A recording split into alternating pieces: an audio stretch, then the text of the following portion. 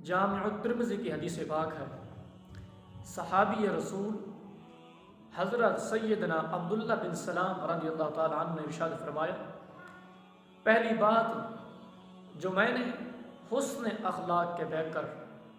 نبیوں کے تاجور حضور نبی مکرم نور مجسم صلی اللہ تعالیٰ علیہ وسلم کے بارگاہ سے سنی، وہ یہ تھی،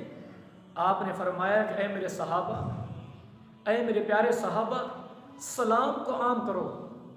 اور فرمایا کہ محتاجوں کو کھانا کھلایا کرو،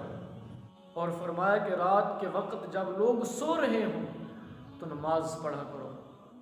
جب تم یہ کام کرو گے تمہیں انعام کیا ملے گا،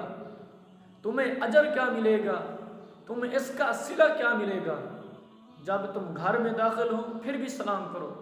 جب تم گھر سے نکلو پھر بھی سلام کرو۔ جب تم سلام کرو گے، سلام کرنے کی برکت سے رب کعبہ تمہارے گھر میں خیر و برکت عطا فرما دے گا۔ اور فرمایا کہ محتاجوں کو کھانا کھلایا کرو، غرباء، مساکین، بھائیوں کو اور پڑوسیوں کو کھانا کھلایا کرو، اور فرمایا کہ رات کے وقت جب لوگ سو رہے ہوں تو نماز پڑھا کرو۔ جب لوگ سو رہے ہوں اللہ رب العزت کی بارگاہ میں سجدہ ریز ہویا کرو، اللہ رب العزت کی عبادت کیا کرو۔ جب تم یہ کام کرو گے بروز قیامت اللہ رب العزت تمہیں سلامتی کے ساتھ جنت کا داخلہ عطا فرما دے گا۔ حضور نبی مکرم نور مجسم صلی اللہ تعالیٰ علیہ وسلم نے ارشاد فرمایا کہ جب تم سلام کو عام کرو گے، محتاجوں کو کھانا کھلاؤ گے،